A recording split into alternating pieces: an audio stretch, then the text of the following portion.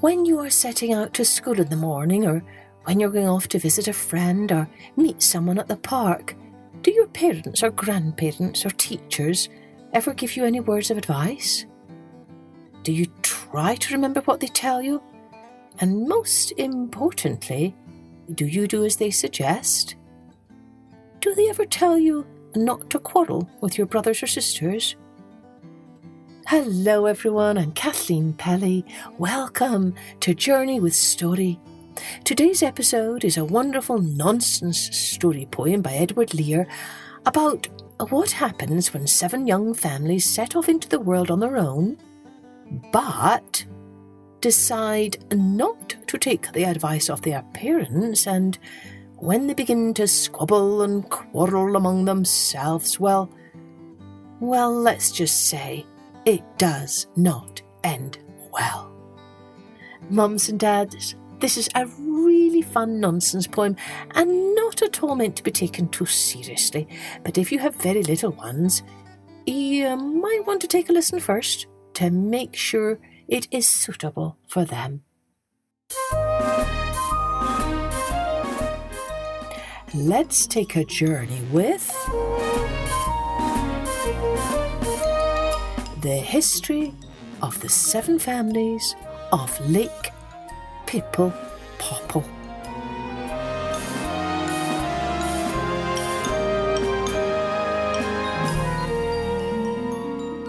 In former days, that is to say once upon a time, there lived in the land of Grambalamble 7 families. They lived by the side of the great Lake Pipple Popple. One of the 7 families indeed lived in the lake, and on the outskirts of the city of Tosh, which, excepting when it was quite dark, they could see plainly. The names of all these places you have probably heard of, and you have only not to look in your geography books to find out all about them. Now, the 7 families who lived on the borders of the great Lake Pipple Popple were as follows. There was a family of 2 old parrots and 7 young parrots. There was a family of 2 old storks and 7 young storks. There was a family of 2 old geese and 7 young geese. There was a family of 2 old owls and 7 young owls. There was a family of 2 old guinea pigs and 7 young guinea pigs. There was a family of 2 old cats and 7 young cats. And there was a family of 2 old fishes and 7 young fishes. The parrots lived upon the Sofsky-Pofsky trees, which were beautiful to behold and covered with blue leaves, and they fed upon fruit, artichokes, and striped beetles. The storks walked in and out of Lake Pipple Popple and ate frogs for breakfast and buttered toast for tea, but on account of the extreme length of their legs, they could not sit down, and so they walked about continually. The geese, having webs to their feet, caught quantities of flies, which they ate for dinner. The owls anxiously looked after mice, which they caught and made into sago puddings. The guinea pigs toddled about the gardens and ate lettuces and Cheshire cheese. The cats sat still in the sunshine and fed upon sponge biscuits. The fishes lived in the lake and fed chiefly on boiled periwinkles. And all these 7 families lived together in the utmost fun and felicity.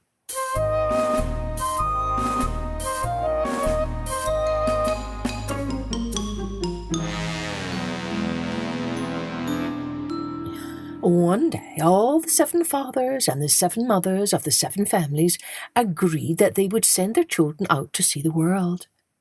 So they called them all together and gave them each 8 shillings and some good advice, some chocolate drops, and a small green morocco pocketbook to set down their expenses in.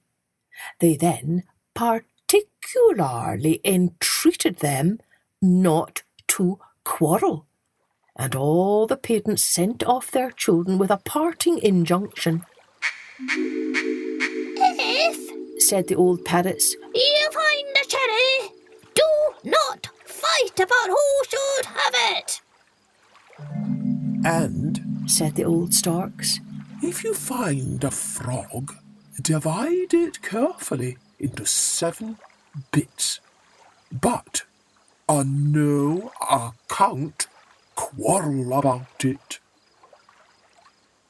and the old geese said to the 7 young geese, Whatever you do, be sure you do not touch a plum pudding flea. and the old owls said, If you find a mouse, tear him up into 7 slices and eat him cheerfully, but without quarrelling. and the old guinea pigs said, Have a care that you eat your lettuces should you find any, not greedily, but calmly.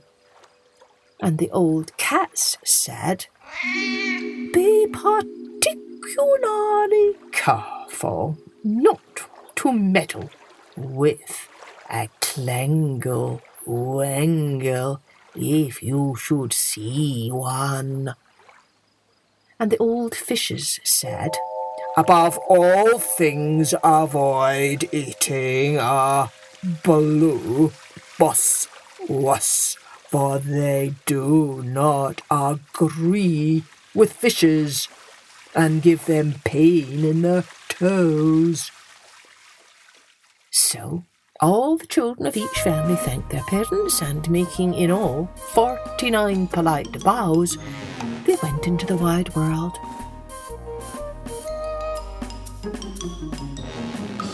The 7 young parrots had not gone far when they saw a tree with a single cherry on it,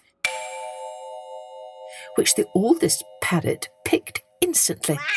But the other 6, being extremely hungry, tried to get it also, on which all the 7 began to fight, and they scuffled and huffled and ruffled and shuffled and puffled and muffled and buffled and duffled and fluffled and guffled and bruffled and screamed and shrieked and squealed and squeaked and clawed and snapped and bit and bumped and thumped and dumped and flumped each other till they were all torn into little bits, and at last there was nothing left to record this painful incident except the cherry and 7 small green feathers.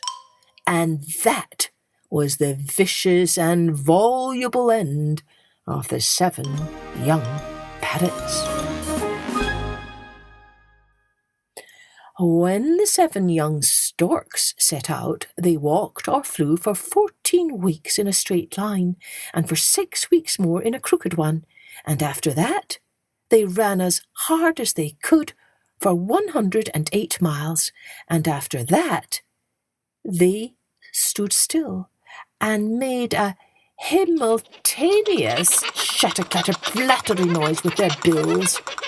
About the same time they perceived a large frog, spotted with green and with a sky-blue stripe under each ear. So, being hungry, they immediately flew at him and were going to divide him into 7 pieces when they began to quarrel as to which of his legs should be taken off first.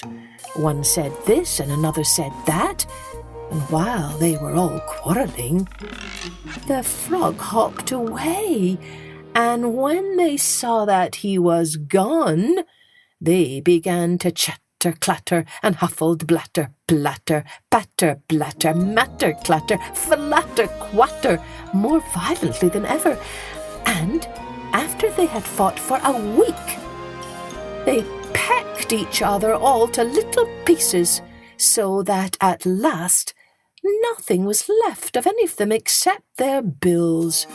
And that was the end of the 7 young storks. When the 7 young geese began to travel, they went over a large plain on which there was but one tree, and that was a very bad one.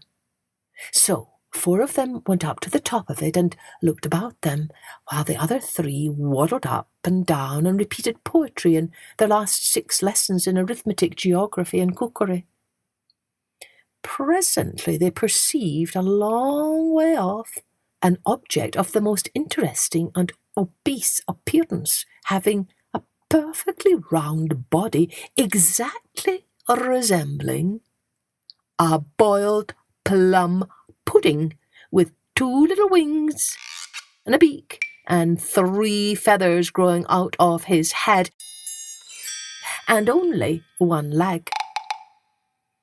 So, after a time, all the 7 young geese said to each other, Beyond all doubt, this beast must be a plum pudding flea. On which they uncautiously began to sing aloud, Plum pudding flea, oh, wherever you be, oh, come to our tree, and listen, oh, listen to me. And no sooner had they sung this verse than the plum pudding flea began to hop and skip on his 1 leg with the most dreadful velocity, and came straight to the tree, where he stopped and looked about him in a vacant and voluminous manner, on which the 7 young geese were greatly alarmed, and all of a tremble-bemble. So one of them put out his great neck and just touched him with the tip of his bill. But no sooner had he done this than the plum pudding flea skipped and hopped about more and more and higher, after which he opened his mouth, and to the great surprise and indignation of the 7 geese, began to bark so loudly and furiously and terribly that they were totally unable to bear the noise, and by degrees every one of them suddenly tumbled down quite dead. And so that was the end of the 7 young geese.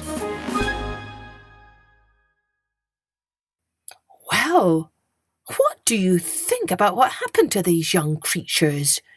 Do you think they deserve to be punished for not obeying their parents? For quarrelling and squabbling with one another? I wonder if this story poem might make us all think twice before we begin to squabble and quarrel with brothers and sisters or one another. I wonder, did you have a favourite animal family?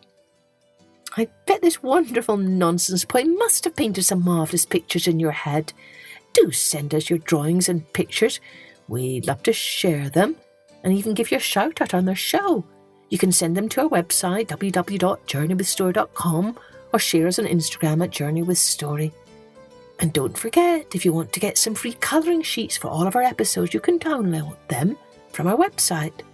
Be sure and stay tuned for next week's episode, which will be Part 2 of the 7 Families, where you will discover what happened next. Cheerio then. Join me next time for Journey with Story.